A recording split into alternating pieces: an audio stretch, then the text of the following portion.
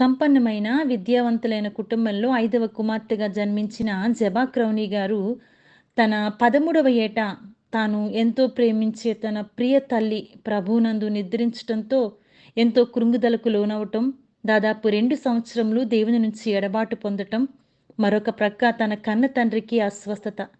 ఇటువంటి సమయాల్లో తాను మరలా ఆ పరమాత్ముని పాదాల చెంతకు ఎలా రాగలిగారు? తన యొక్క యవ్వన జీవితాన్ని ఇలాంటి భయంకర పరిస్థితుల్లో ఎలా సమర్పణ చేసుకోగలిగారు? ఆమె ఐఈఎంలో ఒక మిషనరీగా ఎలా వెళ్ళగలిగారు? కోయా ప్రజల మధ్య కొన్ని సంవత్సరాలు ఎలా సేవ చేయగలిగారు? ఇటువంటివన్నీ కూడా ఈ సాక్ష్యంలో పొందుపరచడం జరిగింది కనుక తప్పకుండా విని ఆశీర్వాదాలు పొందండి. Thank you very much. Thank you aunty, ఈ టెస్టిమనీ చెప్పడానికి మీరు ఒప్పుకున్నందుకు. సో ఫస్ట్ మనము మీ బ్యాక్గ్రౌండ్తో స్టార్ట్ చేద్దాము. మీ ఫ్యామిలీ బ్యాక్గ్రౌండ్ కొంచెం చెప్పండి. దేవుని నామానికి మహిమ కలగను కాక. నా పేరు జబా క్రౌనీ.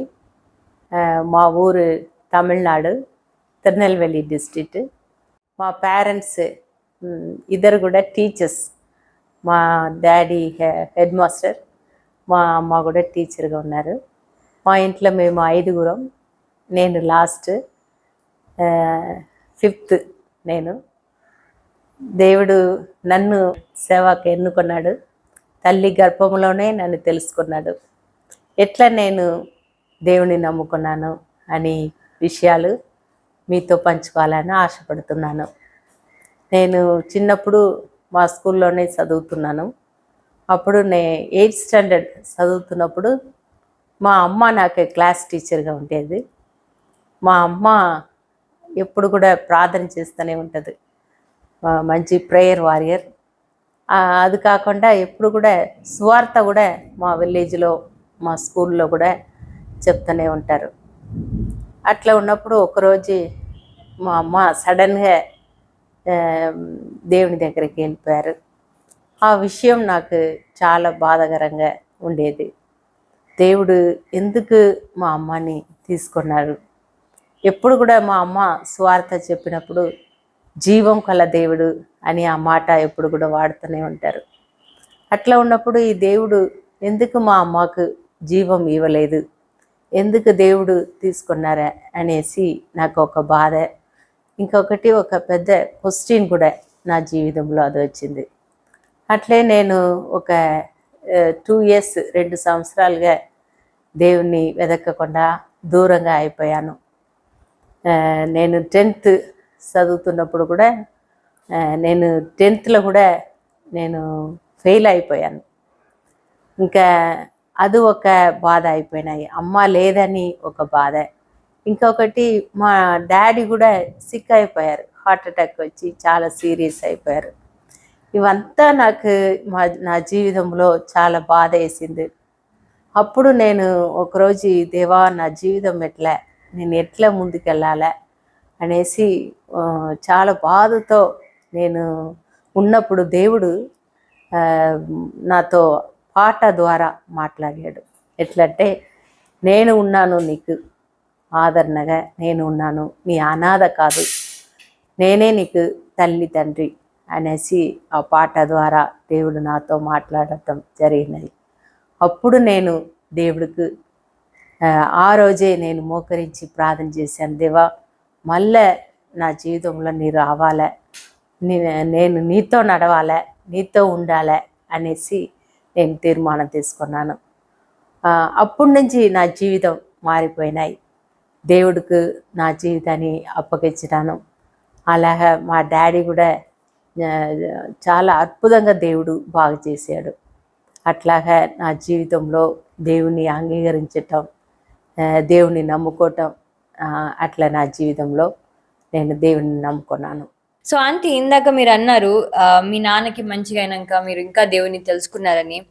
ఏ విధంగా దేవుని తెలుసుకున్నారని ఒకసారి మీరు చెప్పగలరా? అవును, నా జీవితంలో మా డాడీకి హార్ట్ అటాక్ వచ్చింది. చాలా సీరియస్ అయిపోయారు. ఇంకా డాక్టరే హోప్ లేదు, చాలా సీరియస్ అయ్యారు అనేసి మా డాడీ పేరు కూడా హాస్పిటల్లో సీరియస్ బోర్డులో వేసేసారు. నేను చాలా బాధగా ఉన్నాను.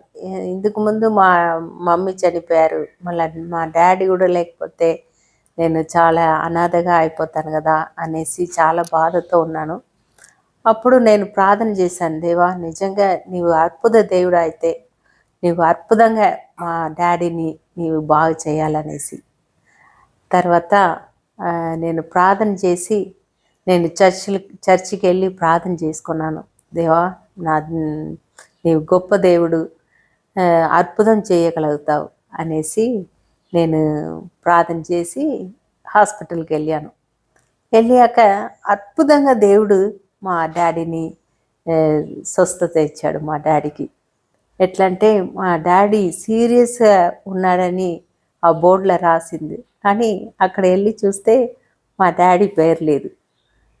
లేచి కూర్చొని మాట్లాడుతున్నారు. అది నా జీవితంలో దేవుడు అద్భుతం చేసే దేవుడని నేను తెలుసుకున్నాను. ఇంకా దేవుడిని తెలుసుకున్నాను. సో ఆంటీ, మీరు అన్నారు దేవుడు అద్భుత గల దేవుడు అని మీరు తెలుసుకున్నారని. ఆ సమయంలో మీకు అనిపించలేదా, మన దేవుడు అద్భుత గల దేవుడు అయితే నా మమ్మీని ఎందుకు కాపాడలేడు అని? అవును, ఈ క్వశ్చన్ కూడా నాకు కూడా వచ్చింది. నేను కూడా అడిగాను, ఎప్పుడు మా మమ్మీ జీవం కల దేవుడని స్వార్థ చెప్తుంది కదా, ఎందుకు మా అమ్మకు జీవం ఇవ్వలేదని. ఆ క్వశ్చన్ కూడా నాకు తలపు వచ్చింది. కానీ ఆ క్వశ్చన్కి నాకు ఆన్సర్ లేదు. కానీ ఒక ప్లాన్ ఉన్నాయి, దానిలో కూడా దేవుని యొక్క చిత్తం ఉన్నాయని నేను తెలుసుకున్నాను. ఇంకా ఒక విషయం ఏంటంటే, నేను రక్షణ పొందిన తర్వాత దేవుడే నాకు తల్లిదండ్రులా ఉన్నారు. ఆ మమ్మీ చనిపోయిన ఆ మనది నాకు పోయింది. దేవుడే నాకు ఆదరణకర్తలాగా ఉన్నాడు. దేవుడికి వందనాలు. ఆంటీ, ఇప్పుడు దేవుని తెలుసుకున్నాక మీ జీవితం ఎలా మారింది? దేవుని తెలుసుకోకముందు నా స్టడీస్ 10th నేను 2 సారి ఫెయిల్ అయ్యాను. తర్వాత నేను మళ్ళీ రాసి పాస్ అయ్యాను. మా ఇంటర్లో ఫస్ట్ క్లాస్లో నేను పాస్ అయ్యాను. ఇంకా నేను దేవునిలో ఎదిగాను. అందుకుముందు దేవుని నమ్మకముందు నేను చర్చికి వెళ్ళలేదు, సరిగా బైబిల్ చదవలేదు, ప్రార్థన చేసుకోలేదు. కానీ తర్వాత దేవుని నమ్ముకున్న తర్వాత నేను బైబిల్ చదవటం, ఎక్కువ ప్రార్థన చేసుకోవటం, మా అక్క నేను కలిసి ప్రార్థన చేసుకోవటం. తర్వాత నా స్కూల్లో కూడా నేను ఒక ప్రేయర్ లీడర్గా ఉన్నాను. తర్వాత కొయర్ లీడర్గా ఉన్నాను. నమ్మని వాళ్ళకి, నా ఫ్రెండ్స్కి దేవుని గురించి వాళ్ళకి చెప్పటం, వాళ్ళని దేవునిలో నడిపించటం, నా జీవితం దేవునిలో ఎదిగినది నేను చూశాను. దేవుని ద్వారా మీ జీవితం మారాక మీరు ఎప్పుడు బ్యాప్టిజం తీసుకున్నారు?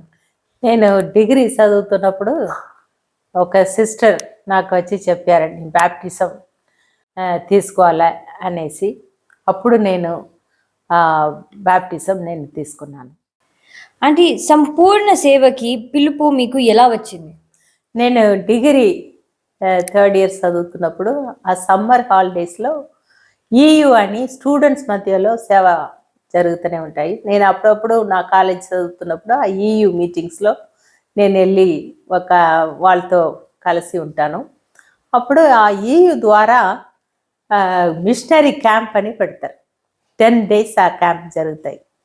ఆ క్యాంప్లో 10 daysలో లాస్ట్ రోజు అడుగుతారనమాట, ఎవరెవరు సేవకు మీరు సమర్పించుకున్నారు అని. అప్పుడు దేవుడు నాతో మాట్లాడుతూనే ఉన్నారు, ప్రతిరోజు నాతో మాట్లాడుతూనే ఉన్నారు. కానీ నేను చాలా ఎక్స్క్యూజ్ చెప్పినాను, దేవా నేను రాను, ఎందుకంటే మా ఇంట్లో నేను లాస్ట్. ఇంకొకటి మా డాడీ ఒక్కరే ఉన్నారు, ఆయనని చూసుకోవాలా. ఇంకొకటి సేవకు వెళ్ళాలంటే దూరంగా వెళ్ళాలా, అది కూడా నాకు కుదరదు. ఇంకొక భాష నేర్చుకోవాలా, వేరే స్టేట్కి వెళ్ళిపోవాలా, అవన్నీ నాకు కుదరదు అనేసి చాలా ఎక్స్క్యూజ్ చెప్పినాను. కానీ దేవుడు మళ్ళా నాతో మాట్లాడుతున్నారు. లాస్ట్ రోజు ఒక పాట ద్వారా దేవుడు మాట్లాడాడు. ఏంటంటే, నీ కోసం నేను మరణించాను, నా కోసం నీవేం చేశావు. ఆ క్వశ్చన్ మళ్ళా నా రింగ్ ఆగుతూనే ఉన్నాయి నా చెవిలో. ఇంకా లాస్ట్ రోజు, దేవా నీవు నా కోసం మరణించావు, నీ కోసం నేను నా జీవితాన్ని అంగీకరిస్తానని మీకు ఇస్తానని సమర్పించుకుంటానని లాస్ట్ రోజు నేను నా జీవితాన్ని దేవుడి సేవకు సమర్పించుకున్నాను. దాని తర్వాత మీరు you started for mission work. Mission work తర్వాత నేను ఐఈఎంలో జాయిన్ అయ్యి అక్కడ కోయా ఫీల్డ్లో నేను మిషనరీగా సేవ చేశాను. సో కోయా అంటే ఇట్స్ నేటివ్ ప్లేస్, ఒక ఊరు లాంటిది కదా? కోయా అంటే ఒక group people, okay, tribal people. వాళ్ళు తెలంగాణలో ఉన్నారు, 7 లక్షల మంది ఉన్నారు. పెళ్లి అయిన తర్వాత నేను వెళ్ళాను, నేను అంకుల్ ఇద్దరు తర్వాత అక్కడ సేవ చేసాము. సో ఇప్పుడు సేవకి వెళ్ళాక అంటే కష్టం ఉంటది కదా మిషన్ ఫీల్డ్ అంటే, ఇట్స్ వెరీ డిఫికల్ట్. సో ఆ టైంలో మీకేమన్నా అనిపించిందా దట్ నేను ఇది అనవసరంగా చేస్తున్నా, వెళ్ళిపోతాను అని? అవును, అట్లా కూడా నాకు క్వశ్చన్ వచ్చినాయి. ఎందుకంటే అక్కడ చాలా కష్టమైన ప్రాంతం. ఎందుకంటే నాకు లాంగ్వేజ్ తెలియదు, వాళ్ళ కల్చర్ తెలియదు. ఇంకొకటి ఏంటంటే ఆ గుడిసెలో ఉండాలా, పాంబు తేలు అవన్నీ ఉంటాయి.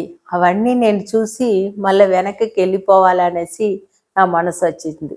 ఇంకొకటి ఏంటంటే మా డాడీ చెప్పారు, ఏదైనా కష్టం అక్కడ ఉంటే ఇవి తిరిగి వచ్చేసాయి అని ఒక మాట చెప్పారు. అది నా మైండ్లో ఉండిపోయినాయి. ఓ మన డాడీ చెప్పారు కదా కష్టం ఉంటే వచ్చేసేయని. ఆ మాట మళ్ళా నాకు హృదయంలో వస్తూనే ఉన్నాయి. ఇది ఇట్లాంటి కష్టం ఎందుకు పడాలా, మళ్ళీ తిరిగి వెళ్ళిపోతాము అని అనుకున్నాను. ఒకరోజు అట్లా అనుకున్నప్పుడు, ఎవరు చెప్పకుండా నేను వెళ్ళిపోవాలని అనుకున్నప్పుడు, అక్కడ మాకు ఒక డాక్టర్ ఉన్నారు, మిషనరీ డాక్టర్. ఆయన మార్నింగ్ ఎప్పుడు వస్తారు, వచ్చి మా ఇంట్లో నన్ను చూడగానే చెప్పారు, క్రౌని నీ తిరిగి వెళ్ళిపోవాలని నీ మనసులో అనుకుంటున్నావు అని నాతో అడిగారు. నాకు చాలా షాక్ అయిపోయాను.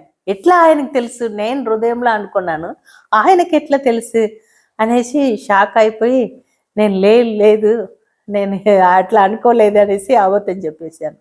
తర్వాత కూడా ఆయన వెళ్ళిపోయారు. తర్వాత కూడా నాకు మనసు అట్లే వచ్చినాయి, ఇంకా మనం తిరిగి వెళ్ళిపోతాము, మన డాడీ చెప్పారు కదా తిరిగి వెళ్ళిపోతామని. కానీ ఆ రోజు దేవుడు రేడియో వాక్యం ద్వారా నాతో మాట్లాడాడు. నాగటిపై చెయ్యి పెట్టి వెనక నీవు చూడకూడదు, తిరిగి చూడకూడదు, నో టర్నింగ్ బ్యాక్ అనేసి దేవుడు నాతో మాట్లాడాడు. ఇంకా స్పష్టంగా ఆ మాట నాకు దేవుడు ఆ మాట ద్వారా మాట్లాడేది నేను ఆ మాట విన్నాను. వెంటనే మోకరించి, దేవా నీ కోసం నేను ఈ సేవకు వచ్చినాను, ఇంకా నేను అస్సలే వెనక తిరిగి నేను వెళ్ళను అనేసి మోకరించి ప్రార్థన చేశాను. ఇప్పుడు వరకు అట్లాంటి తలంపు నాకు రాలేదు. ఇంకా దేవుని సేవ చెయ్యాలా, ఇంకా ఆత్మల్ని సంపాదించాలా ఆ మనసు ఉంది, కానీ వెనకకి తిరిగి పోకూడదు అనేసి ఆ మనసు నాకు రాలేదు. ప్రైజ్ ది లార్డ్ ఆంటీ, ఇంతవరకు మిమ్మల్ని నడిపించి మీకు సరి అయిన టైంకి మీతో మాట్లాడినందుకు I praise God a lot. Next question మిమ్మల్ని అడుగుతాను, ఈ హోల్ జర్నీలో మీ లైఫ్ అంతా మీరు యేసుక్రీస్తు గురించి తెలుసుకున్న ఒక విషయం ఏంటి? ఒకటి ఏంటంటే దేవుడు నాకు ఆదరణ కలిగే దేవుడుగా ఉన్నాడు. ఎందుకంటే నేను చిన్నప్పుడే మా అమ్మాని కోల్పోయాను కదా, అప్పటి నుంచి దేవుడే నాకు ఆదరణ ఇచ్చే దేవుడుగా ఉన్నాడు. ఎప్పుడు కూడా దేవుని వాక్యం నన్ను ఆదరిస్తుంది. ఏ విషయమైనా ఎప్పుడైనా నేను ఎప్పుడు దేవుణ్ణే అడుగుతాను. చిన్న విషయమైనా పెద్ద విషయమైనా ఏదైనా కూడా కష్టంలో ఉన్నప్పుడు నేను దేవునే అడుగుతాను. దేవుని వాక్యం ద్వారా దేవుడు నన్ను ఆదరిస్తాడు. దేవుడు నాకు ఆదరణకర్తలాగా ఉన్నాడు. హల్లెలూయా, వాట్ ఎ వండర్ఫుల్ గాడ్. అంటే ఇప్పుడు personally who is Jesus to you? దేవుడు నాకు ఒక మంచి స్నేహితుడు. ఎందుకంటే ఎప్పుడు కూడా నేను స్నేహితుడు అంటే మనం అంతా కూడా మన ఏదైనా కూడా మనం చెప్పుకుంటాం, ఏ విషయమైనా మనం షేర్ చేసుకుంటాం. అది మంచి విషయమైనా, ఒకవేళ అది బ్యాడ్ అయినా, ఏదైనా కూడా ఆ స్నేహితుడితో మనం షేర్ చేసుకుంటాం. అలాగే దేవుడితో నేను ఎప్పుడు కూడా షేర్ చేస్తూనే ఉంటాను, మాట్లాడుతూనే ఉంటాను. దేవుడు నాకు ఆయన ఒక మంచి స్నేహితుడు. అందుకనే నాకు ఈ పాట చాలా ఇష్టం. ఏంటంటే what a friend we have in Jesus. What a friend we have in Jesus, all our sins and griefs to bear. What a privilege to carry everything to God in prayer. Oh, what peace we often forfeit. Oh, what needless pain we bear. All because we do not carry everything to God in prayer. What a beautiful song, Auntie. I can see that you have such a good and strong personal relationship with the Lord. So let me end off with the final question. Why do you think is the birth of Christ so important? యేసు ప్రభు పుట్టుక నాకు నా జీవితంలో ముఖ్యం. ఏంటంటే ఆయన రక్షకుడు, నన్ను రక్షించే దేవుడు. నా పాపం నుండి, శాపం నుండి నన్ను రక్షించాడు, నాకు విడుదల ఇచ్చాడు. కాబట్టి ఆయన పుట్టుక దినంలో ఆ రక్షకుడు అని నా జీవితంలో నా ఎక్స్పీరియన్స్ చేశాను. కాబట్టి ఆయన పుట్టుక చాలా ముఖ్యం. అంటే ఇప్పుడు టెస్టిమనీ చూసే అందరికీ మీరు ఏదన్నా చెప్పాలంటే ఏం చెప్పాలనుకుంటారు? నేను ఒక మాట చెప్పాలని అనుకుంటున్నాను. ఎందుకంటే దేవుడు నాకు ఆదరణకర్తగా దేవుడు ఉన్నాడు. కాబట్టి మీకు కూడా మీ కష్టంలో దేవుడు నీకు ఆదరణ ఇచ్చే దేవుడుగా ఉన్నాడు. ఇంకొకటి, మాట తప్పని దేవుడు. తప్పకుండా దేవుడు వాగ్దానం ఇస్తే తప్పకుండా నెరవేరుస్తాడు. అది నా జీవితంలో జరిగింది. అలాగే మీకు కూడా ఏదైనా దేవుడు వాగ్దానం ఇస్తే తప్పకుండా దేవుడు ఆ మాటని నెరవేరుస్తాడు. మాట తప్పని దేవుడు, జీవం కల దేవుడు. Praise the lord.